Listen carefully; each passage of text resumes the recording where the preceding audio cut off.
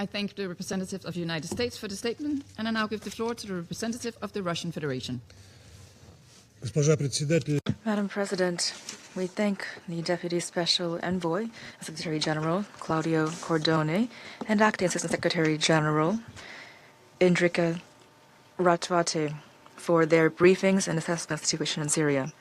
We heard from the civil society representative Rola Rukbi. We welcome to this meeting Syria, Qatar, and Turkey. Russia is interested in the earliest possible normalization of the situation in the friendly country of Syria, strengthening its sovereignty and state institutions. We support the focus of Damascus on upholding and protecting the rights of all Syrian citizens, regardless of their ethnic or religious backgrounds. We believe that it is this approach that is the key to an inclusive political process in line with the key provisions of the Cornerstone Resolution of Security Council 2054. We note with satisfaction the progress achieved by the Syrian authorities in this regard.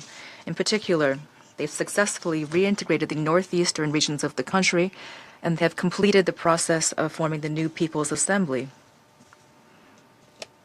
We hope that these steps will help to strengthen the unity of the Syrian Arab Republic, and the launch of the parliament's work will give the requisite impetus to the process of adopting a new constitution and other legislation. At the same time, we note that any decisions adopted by all branches of Syrian authority ought to be strictly and unfailingly based upon clearly laid out legal norms and meet the standards of a state governed by rule of law.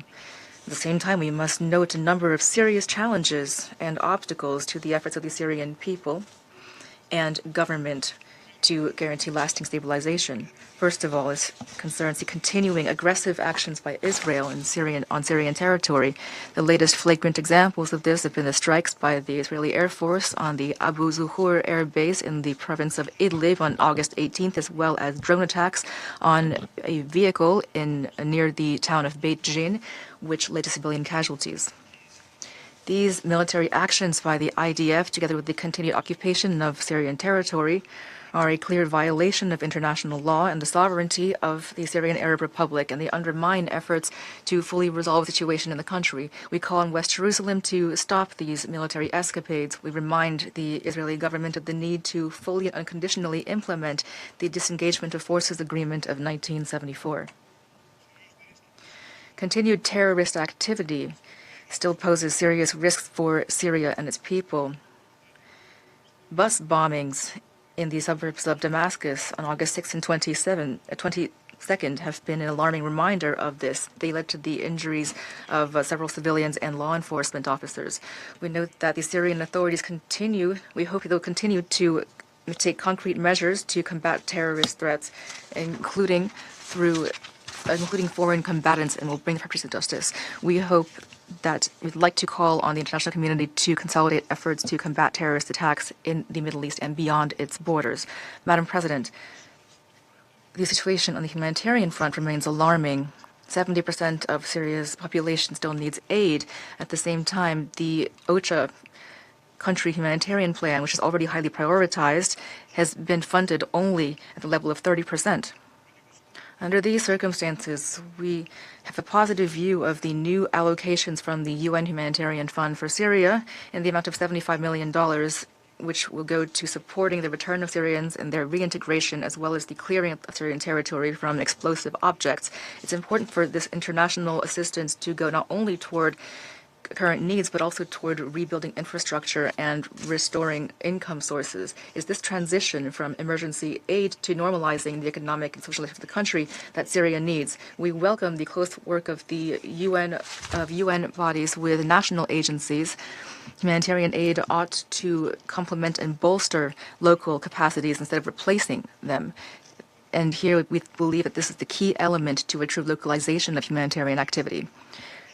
We see signs of broader economic revival in Syria. The IMF this year expects double-digit economic growth rates thanks to a recovery of agriculture and an expansion in hydrocarbon extraction as well as electricity generation. and the revival of trade and services. Of course, these positive trends do not mean that accumulated problems caused by or exacerbated by inflation pressure and weak banking systems have been fully resolved. In this regard, we note the decision of the World Bank to provide Syria with a grant in the amount of $100 million to strengthen the financial sector of the country. The facilitation of banking operations, stimulation of trade and investment will be aided by the August 24th removal of Syria from the U.S. list of state sponsors of terrorism. We reaffirm our principled position, which we uphold beyond Syria as well, that is the need to fully refrain from the use of unilateral coercive measures. We cannot, at the same time, call on Syrians to return home and speak of the need to maintain the country's independence while setting up barriers to the country's normal economic functioning. Only a combination of humanitarian aid and full restoration of the national economy can provide Syria with a lasting way out of this long-standing crisis. President, we hope that the Security Council and the international community will take concrete measures to support the authorities in Syria. Thank you. What we just heard is a reminder that Syria's crisis cannot be reduced to a question of politics or military security alone. At its core, this is a humanitarian crisis affecting millions of ordinary people who are trying to survive, rebuild their communities, and regain some sense of stability after years of devastating conflict.